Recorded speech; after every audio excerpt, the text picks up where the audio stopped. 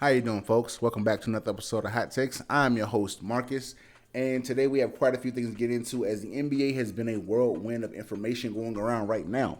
In the past few days, we've had quite a bit of movement, and we still have a little bit of time left for the trade deadline, and a lot is going on. But before I get to that, I was having a conversation with some of my guys on Facebook. I'm in a sports group, and this post came up, and it was strange to me. The question came about, who do you give the ball to with one shot left to take? Game was on the line. And I've been saying this for years. You can give me Seth Curry, the younger brother of Stephen Curry, any day of the week because he is just as accurate, if not more accurate than his older brother. And the numbers don't lie. It's just right here on the screen. The numbers are right there. And all-time three-point percentage to this very day, Steph is 7th. Seth is number 2, only to Stephen's coach, Steve Kerr. Now, here's the funny part about all that. I actually got into a little bit of an argument, and I'm going to take you on this little ride with me right fast. I got into a slight bit of an argument about this topic directly. When I said that I would take Seth Curry for that last shot over Steph, I got a lot of backlash, a lot of flack for that because they think that I don't know what I'm talking about. So I gave them a different scenario. Same situation, different players. With the game on the line, I need a three-point shot to be made. They suggested to put Michael Jordan in the conversation because why not? They always give Michael Jordan this nod. I don't know why, but they just happen to do it all the time. And I said, okay, fine. They want Michael Jordan. You can have him. I'll take Larry Bird. I'll take Reggie Miller. I'll take Ray Allen. I'll take Mahmoud Abdul-Rauf. I'll take any of these players for a last-second knockdown shot, and I know they'll make this shot. Michael Jordan has a tendency to miss that shot, and he wasn't a three-point shooter. Now, a friend of mine actually agreed with me on this one, and he's one of the only people I can talk basketball with in a serious way because we both know the game of basketball, and perhaps one day I'll have him on the show if I can ever get a hold of him. He's not really one to do voices. He doesn't like people to hear his voice too often, but I know for sure he knows what he's talking about. He is a Michael Jordan stan. He is all about Michael Jordan. He's a Chicago Bulls fan. And I got him to agree with me that Michael Jordan is one of the best closers of all time. You can't argue that. But with one shot left to take, and you need 3 points to win the game, who takes that last shot? We both agree. Unless it's the Michael Jordan who put up 6 for 6 at 3 points against the Blazers, you don't give it to Michael for that shot. That's why he had Steve Kerr on that team. Make sense? But see, no one likes to think that way. When we're talking about the game of basketball, we're talking about knowing your personnel. Everyone has a job to do. I said it last time. Everyone's got a role to play. Be a star in your role. Steve Kerr was a star in his role. He was a knockdown three-point shooter.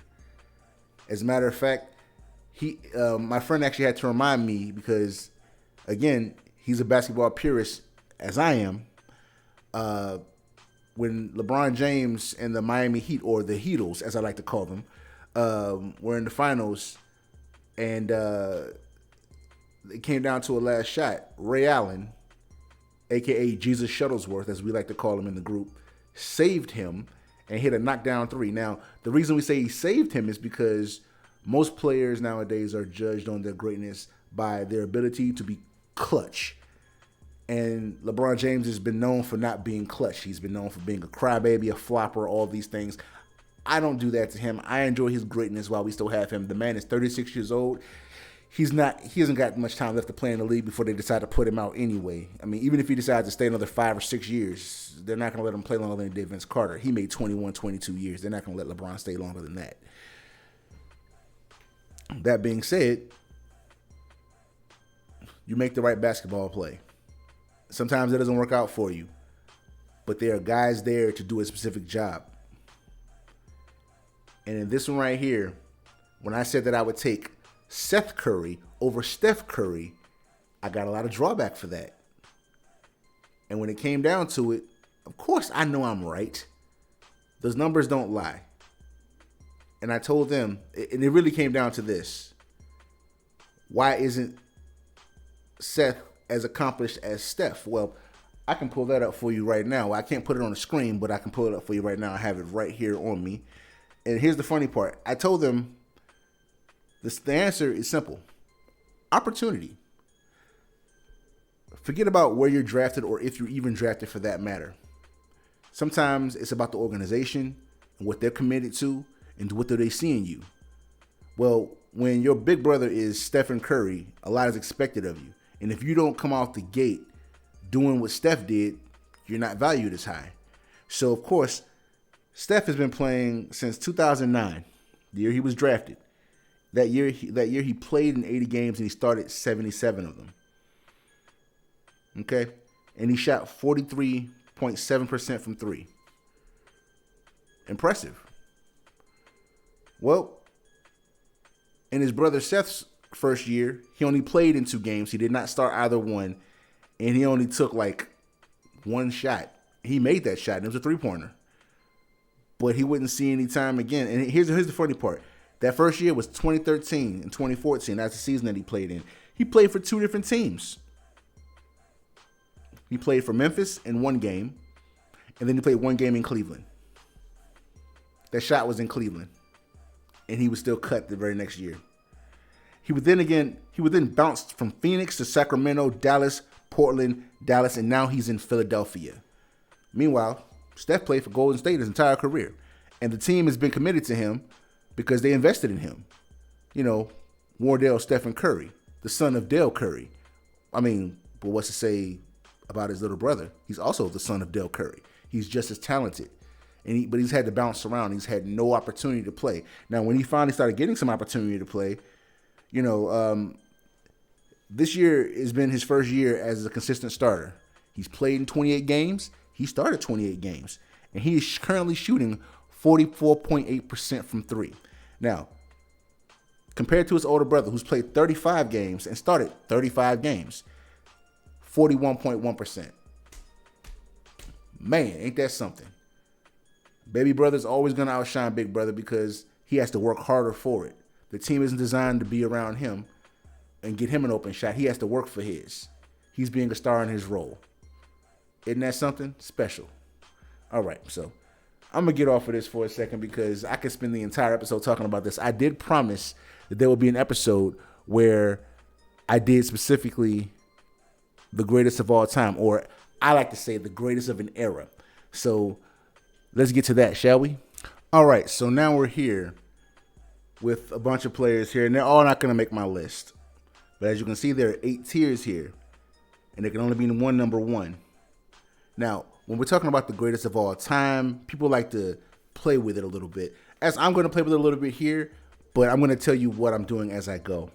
So when people say the greatest of all time, they like to talk about who has the best record, or they like to talk about championship rings, to which everyone goes straight to Michael Jordan for only God knows what reason. Because if we're counting rings, clearly I believe Bill Russell should win that. I mean, what is it? 12 titles, both as a player and a coach. So the man clearly knows basketball. He's forgotten more basketball than Michael Jordan ever played or knows. So that's funny in itself that they never talk about Bill Russell. Now, if we're talking about the best one-on-one player, I defy you to find me somebody who was better than Larry Bird.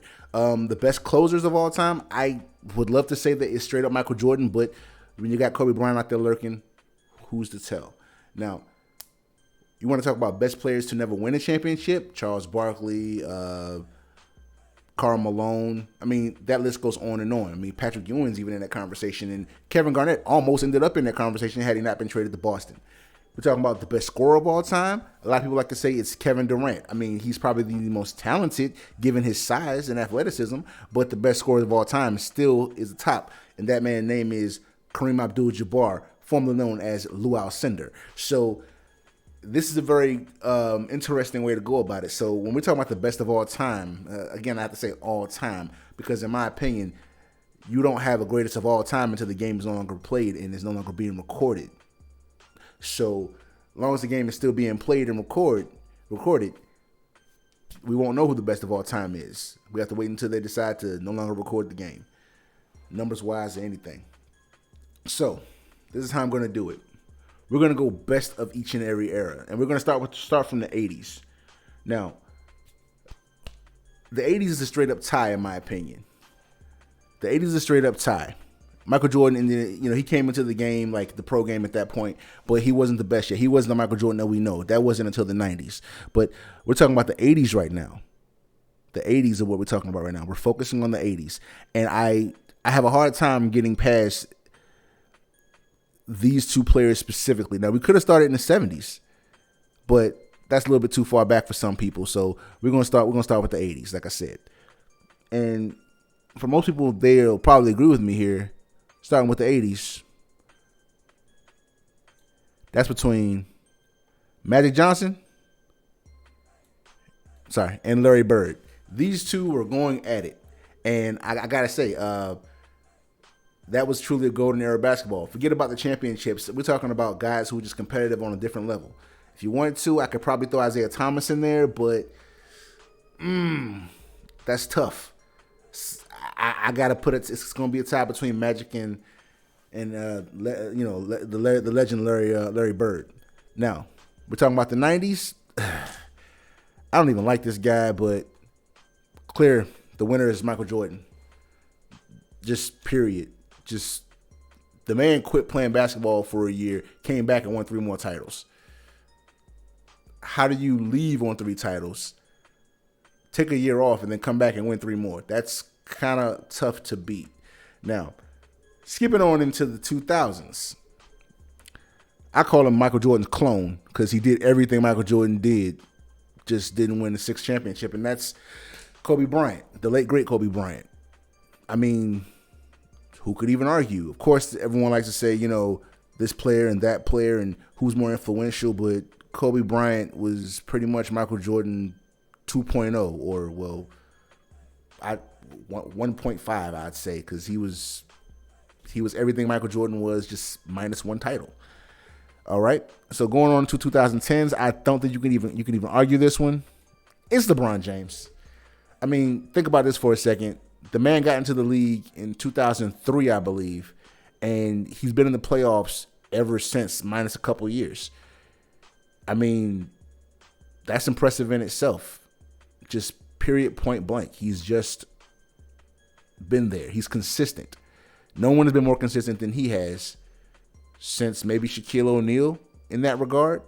But Shaquille O'Neal had to share the Shaquille had to share the 80s, the 90s, I apologize, with all these great players. So that kind of happened to him. Now, moving on to 2010s. This is where things get that's 2010s.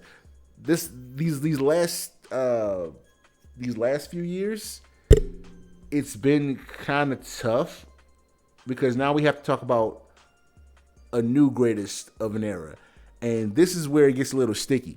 So I'm going to go ahead and throw these players up in there because right now these are all in the running. Stephen Curry, absolutely, he's in the running for greatest of this current era. That's 2020 and further.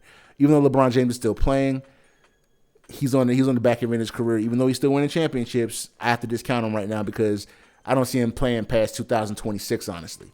So we're just gonna take him out of the conversation just for the moment. Okay, so Stephen Curry is in there. Kevin Durant is also in there. And I think that you would have to throw in James Harden based on his basketball ability in itself, like just by itself. You have to throw him in there at the moment. Now, I do believe that you could take him out of there at some point in the very near future, but we'll see what happens with that. Time still, we still got time on this one. Now, this is the best of 80s, 90s, 2000s, 2010s, and who's in the running right now for the best player going forward. That's before, from 2020 to 2030. We're just kind of sticking to this 10-year gap. And right now, between these two, I'm going to have to say it's politics get caught up in that. Right now, I have to say it's going to be Stephen Curry only because of the fact that he hasn't had the catastrophic injury that Kevin is having to bounce back from. He's doing okay, but if Kevin doesn't come back from this Achilles thing or this ruptured Achilles that he had, we'll never know, honestly. He's won his championships already, but he won them standing next to Steph. So he kind of cheated his way to that one. That's my opinion, though. He cheated his way to those championships because he was great enough to get a team there on his own. He went to a team that won 73 games without him and that won 2 championships without him. But that's beside the point. That's beside the point. That's a whole other topic. Now, I'm going to hit you with another list in just a second here. And it's going to be interesting, too, because on the same topic of greatest, I'm going to take it to another level. All right, so I'm going to give you my greatest of all time by category. So, here we go. Now, coincidentally,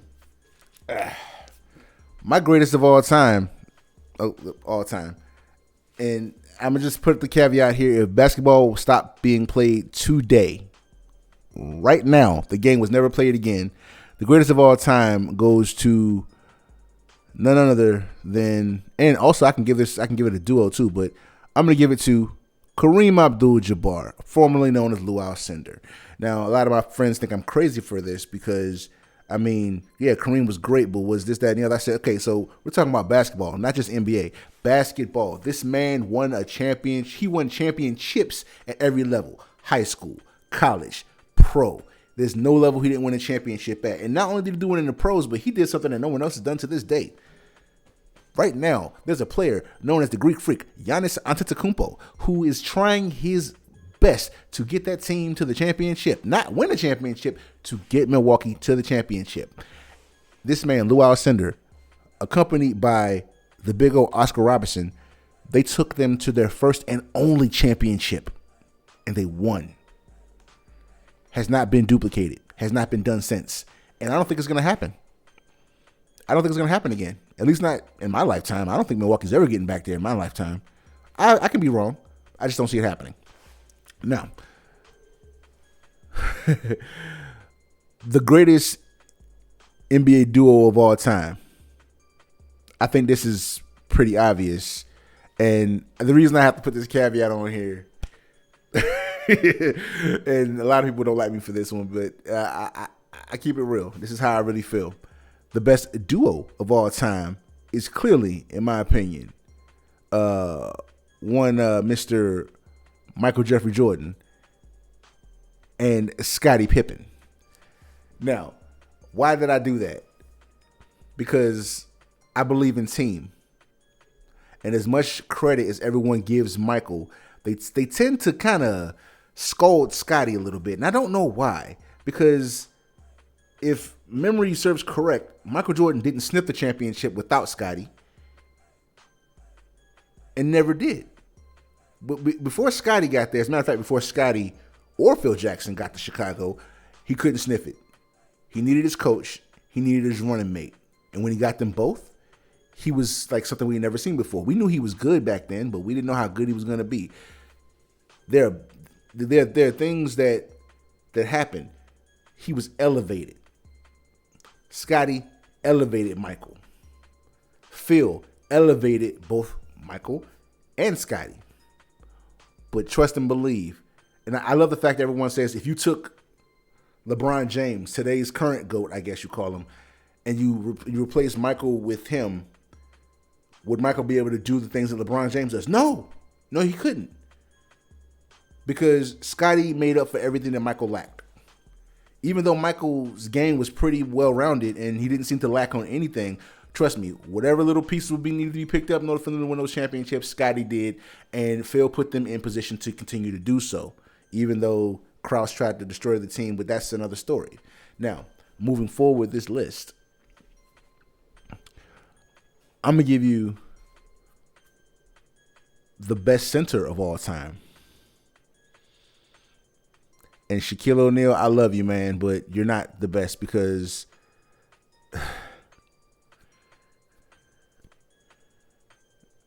well, actually, you know what? I'm split on this one, honestly. So I'm gonna put you in here too, and I'm gonna give the reason why. So first off, I'm putting Wilt Chamberlain here, absolutely. So I'm putting you right next to Wilt Chamberlain. See, another way to measure greatness is how the game changes while you're playing and after the fact. See, when Wilt Chamberlain played, they changed the rules so that he couldn't dominate the way that he did.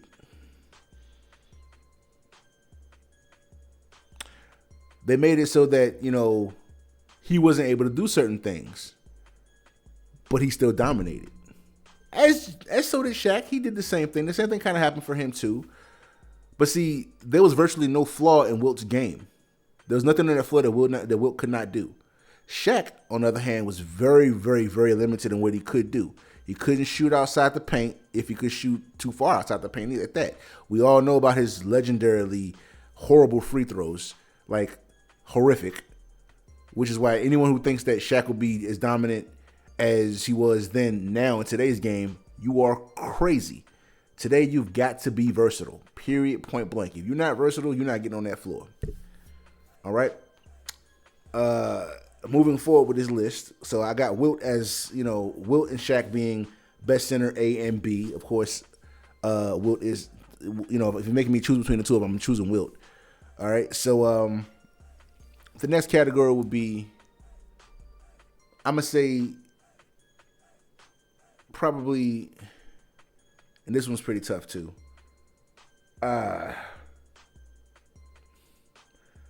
Best player to never win a championship. And that's a tough one. There's a lot of players who didn't win a championship. But I can honestly say, in my heart of hearts, the best player to never win a championship, and this hurts. Man, you know what? I'm gonna put this one together. The best duo and best player to never win a championship. The best player is gonna be kind of in there. So the best duo to never win a championship are Stockton and Malone, because they ran into Michael Jordan far too many times to actually have won, and that sucks for them. Also, as hard as he tried, Sir Charles of Barkley is in this list as well. And I'm sorry, and I really wish this guy had won one too. But Patrick Ewing, you're on that list, man. I really wish he'd have got a championship. It's not fair that certain players go down in infamy for being so great and never winning that title. But you know what? Their legacy lives on, and they're some of the best. I don't have a lot to say on this one because sometimes you just run into better duos. Like I said, the best duo ever is Michael and Scottie, but they're the reason why these two didn't win championships. They're also the reason why these guys didn't win championships. Okay? So let's just keep that in mind. Now, the next one goes to the category of the best basketball mind that I've seen thus far. And so far, the best basketball mind I've seen,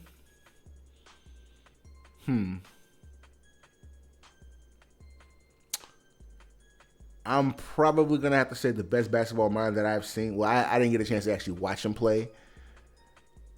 But, Bill Russell. Let me tell you why I choose Bill Russell in this situation. 12 titles as both a player and a coach. You got to know basketball to do that on both levels. Period. There's no way that you're not the best. You have to know basketball to do this on both of these levels. To which, I'm going to be honest, I could actually put him at the very top of that list as the best basketball player of all time. But I don't know enough about Bill Russell, admittedly, to say that, he's better than Kareem. I think that if him and Kareem, just had like a one-on-one, I'd give it to Kareem because, again, I'm talking about basketball in general. Kareem is documented, man. Every level of the game, he won championships. The man was just a winner, period. And usually he was the focal point of the team as well. All right? Okay. So, moving forward. Best point guard. And by point guard, I mean best floor general. And, ooh, man. I'm going to have to move him a little bit here just because I want to show respect to him. But, of course, it's not a three-way tie, just so you understand. It's not a three-way tie. But these guys happen to be all in the same category. Of course, Magic Johnson, one of the best floor generals of all time. Who could even argue this? Showtime. That's all I got to tell you is Showtime. People have tried to emulate it, and they cannot duplicate it. It doesn't work because you don't have that spark that Magic got. Now, another one I have to throw in here, Isaiah Thomas. You got to throw Zeke out there because these two had some legendary battles. Okay? Now, another point guard that I have to throw in there, and he's already on the list, is John Stockton. Most assists all time. Distribute the ball. Keep it moving. And he made it to a few titles. I mean, he made it to a few championship appearances. I mean, who could say? I mean, John Stockton, one of the best, period. In a lot of situations, I'd say you can give me him over anyone else. All right. Moving forward.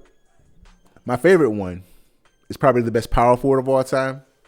And this is a tricky one because I'm not sure my guy is on the list. Let me check this list right quick. I don't think my guy is actually on this list. One of my guys is definitely on this list, but he's not. One of my other guys isn't on here at all. Okay, no, he's not.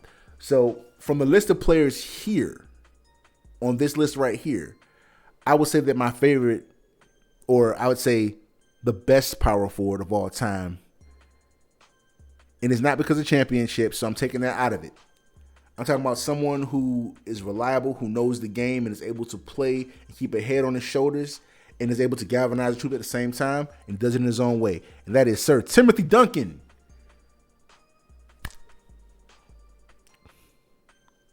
You can't go wrong with Tim Duncan. The big fundamental. You're talking about the most fundamentally sound player to ever lace him up. I think the only technical fouls he ever really accumulated were when he was on the bench and the ref felt intimidated and decided to take him out of the game, and he wasn't even playing. He was on the court laughing. He was having fun on the bench. Like, think about that for a second. To accumulate fouls and and you weren't affecting the game, but when you were in the game, no one could do anything with you. They could not rebound you. They couldn't stop you from shooting. Nothing. Tim Duncan is by far like the greatest power forward of all time, which brings me to one of my favorite categories altogether. And I already said this earlier. On the street, we play one-on-one. We talk a lot of trash. But I'm going to tell you something. Ain't nobody ever been better at talking trash and beating you one-on-one than the legend himself, Larry Bird. Larry Bird was so bad. He was a bad man. He was so good that he would tell you what he's going to do and then do it and look at your face in awe.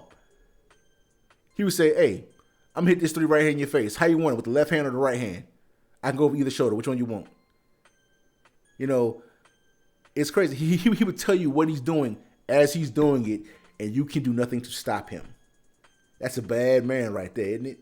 Now, there's another one here that I want to put up there, and I have to put up a whole other list of players, and I really just don't. I don't have the capacity to do it. But one of my favorite ones is the 3-point shot. Who's the best shooter of all time? And that's a rough one. I named a few players earlier, and for me, I would have to see these guys go at it one-on-one, or I have to see them go in the 3-point contest if I could put one together. And for me, those players are, and it's not about numbers exactly, but it's like, consistency. Which guy is the most consistent? And Ray Allen, Reggie Miller, Mahmoud Abdul-Rauf, it gets considered in this one as well. It goes on and on. I mean, of course, you got to throw Stephen Curry in there and Steve Kerr, and I'm gonna throw Seth out there because he's number 2 all time. He's number 2 all time percentage wise. All these players for the 3-point contest. If you're making me choose, and I have to make a decision right this second, it's tough. But I'm gonna choose Ray Allen to edge out Reggie Miller barely, and Reggie barely edges out Mahmoud Abdul-Rauf. And that's a tough one to say, but we're talking about consistent shooters. If you give them 10 shots, they're going to hit 9 of them. All of them are going to hit 9 of them. Steph has shown that he can get hot and cold every now and again, but I don't think he can hang with these dogs right here. And of course, I'm gonna just throw this out here right here, just for fun. The smoothest player of all time is George the Iceman Griffin, and that's where I'll leave this right here, because I can go on and on about this for days. So we're gonna move on to the next one, and to end this video, I'm gonna go ahead and tell you what's been going on in the NBA in the last couple days. And there it is. That's the biggest news that has happened in the last few days. Earlier, I was talking about free agency and how there are certain things that are going to be happening toward the trade deadline. And this is probably one of the bigger things I can just focus on right here. Blake Griffin, formerly the Detroit, with the Detroit Pistons, they found themselves at a buyout. Blake Griffin left $13 million on the table, and the rest of that money is being dished out by Detroit. And the Brooklyn Nets have agreed to a contract with him for the remainder of this season.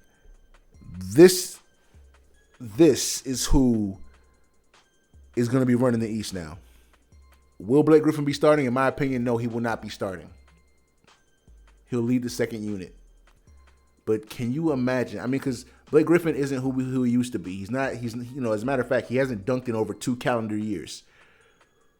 But even though he's not as athletic as he once was, he's still very effective on both sides of the ball. More so on offense. I apologize. Blake Griffin is still capable of giving you roughly 20 points and 10 rebounds. It can get real ugly for any team playing them in the playoffs in the very near future. Speaking of other teams, I'm going to leave this up on the screen because this is disturbing to me. And before I get to that, I don't know about anyone else, but one thing that is disturbing to me is how players bandwagon to make the odds in the favor of a specific team, which counts out all the other teams. I understand that these players want to win championships. I get that. But what happened to the competitive edge that we're all used to seeing? I'm not saying you have to stay with one team and win a championship. I'm saying what happened to competing?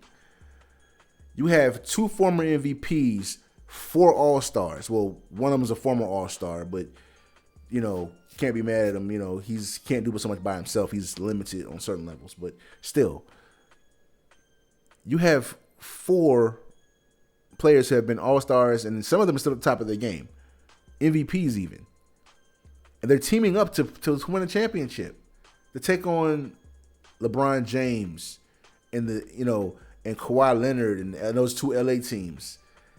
I mean, there are other teams that are competing here. Like, it just isn't fair. Now in Cleveland, we're still waiting to see what happens with Andre Drummond, and I'm afraid to see where he's gonna go. I feel like he's gonna team up one of these teams as well, and I really don't want that to happen because it's really not fair to the rest of the league. As far as everyone complains about super teams. Man, can you imagine if Andre Drummond decides to join the Nets? No. But more than likely he will get bought out because no one's willing to make that trade. His contract is ridiculously big, and Cleveland's going to have to eat that contract if they're going to move him. Because if they don't move him, they're going to have to probably pay a fine anyway because they've held him out of games and he's healthy. So we're going to see how that develops. As a matter of fact, just a few hours ago, me being a Miami Heat fan, of course I have to talk about them for just a moment. We just lost Myers Leonard, not only because he's injured, but the man has made a terrible decision. He made a terrible mistake. I won't call it a decision. People make mistakes, and unfortunately, he let his mouth get him in trouble. So he was already injured for the remainder of the season, so he wasn't going to be on the team to play. He wasn't going to be available. But he has now made himself unavailable for the foreseeable future. I won't get too much into what he said or what he did directly, but just know that there's a good chance that Myers Leonard's career is over. Now, if you don't know who Myers Leonard is, it's not unreasonable to not know who he is because he's not had a great NBA career. He's been a role player, and I keep track of my role players because they have a role to play. And he is one of those stretch fives that are so versatile. And whenever he was in the game, you had to respect him from the three-point line because he could knock that down. On the inside, he was athletically gifted, so you couldn't just box him out. He had a pretty big body, and he was able to just jump over you and dunk. The man is roughly 6'11", So he could be formidable on a good night. Unfortunately, we won't know for the foreseeable future. I don't think he's going to be able to play anymore because the last time something like this happened, an NBA owner was stripped of his team. Talking about Donald Sterling and the LA Clippers back then, and now Steve Ballmer owns the team because because the league decided that they didn't want that kind of thing going on. And unfortunately, like I said earlier, Myers Leonard's mouth has gotten him in trouble. It's unfortunate. But sticking to the basketball side of things, now my team, the Miami Heat, are now in the market for a new backup center position. And I'm looking at players that, I'm putting my GM hat on, and I'm really hoping that I get what I'm looking for here.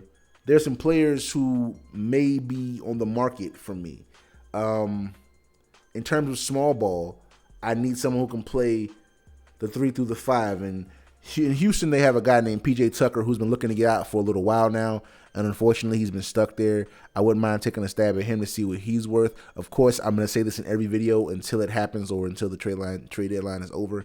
I would love to have Lonzo Ball and JJ Redick up out of New Orleans in a Miami Heat uniform, so long as it doesn't cost me Tyler Hero. Now, another player I got my eye on right now, and I don't talk about him very often because, well, there's nothing to talk about right now because it's the Kings, it's Sacramento. But Marvin Bagley III hasn't really fit in with that group so far. Is it his fault? Maybe. Is it Sacramento's fault? Absolutely. And I feel like the man is skilled enough to play small ball 5 and stretch 5 at that. He can play 4 definitely. And in some situations, he can even guard the 3 from time to time, so long as he doesn't have to do it on the perimeter necessarily. But he can get better at that. I would like to see what it would take for the Kings to part ways with Marvin Bagley. Would it take a few draft picks? Would it take a couple players on the team? I'm not sure.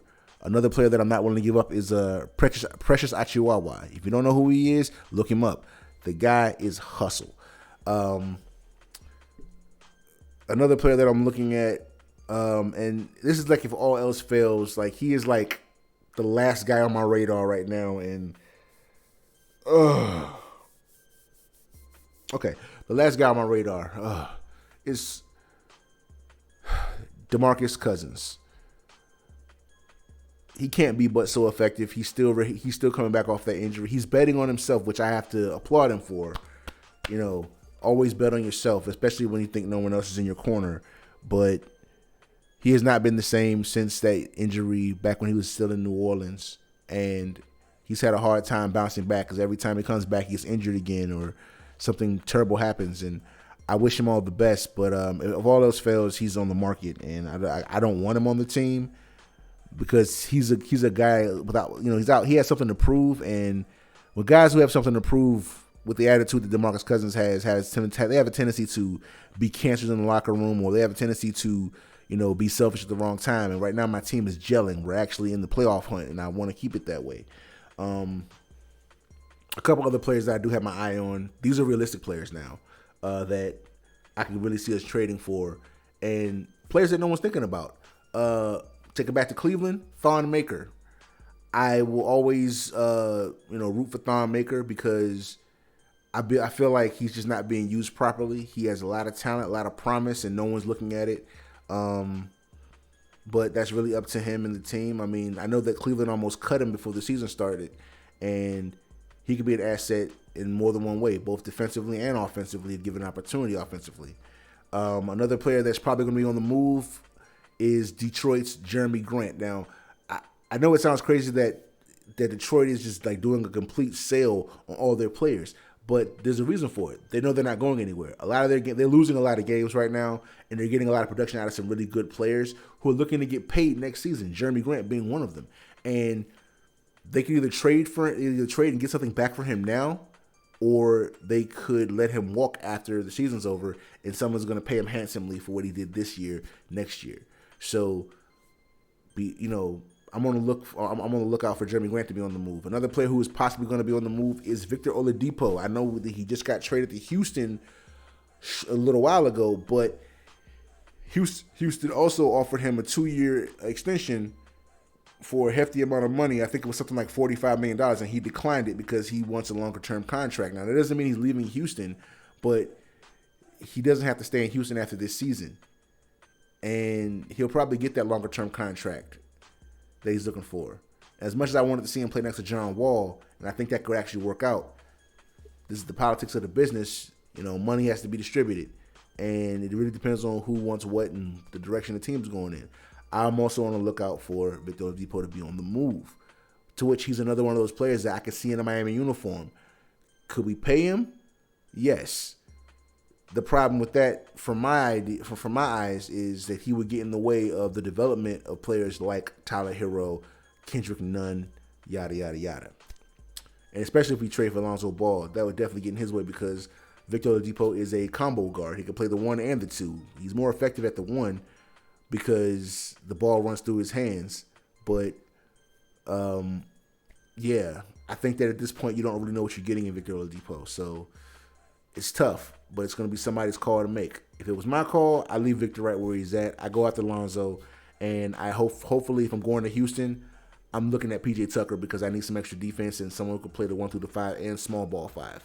I'm looking at Cleveland. I want Thon Maker because Thon Maker is an athletic 5 who can move like a 3 and, believe it or not, can actually shoot that ball almost as good as Kevin Durant on a good night.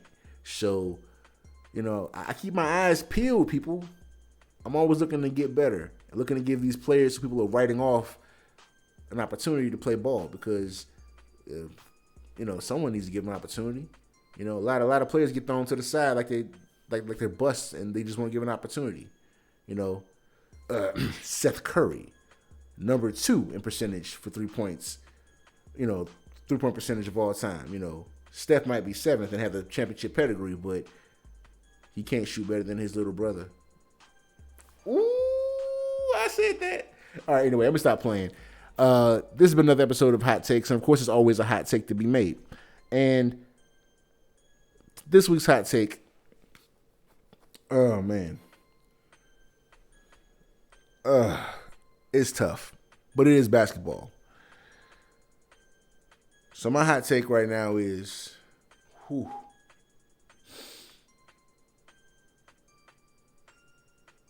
about a team that's probably not going to make the playoffs. And, man, it hurts. It gives me no joy to say this, but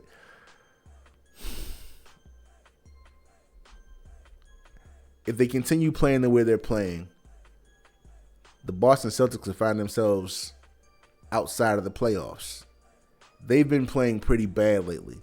They've had some good games here and there, but they've gone on some losing streaks that have been terrible. They should be the second best team in the East.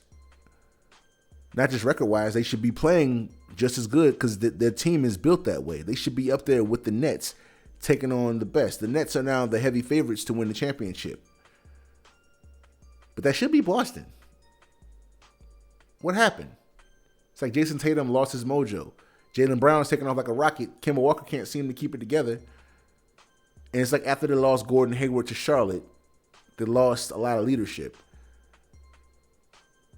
Danny Ainge has got some work to do. We'll see what happens. So my hot take is, if they keep playing the way they're playing, Boston's going to miss the playoffs this year. Thank you for watching another episode of Hot Takes. I'll be back next week, y'all. Peace.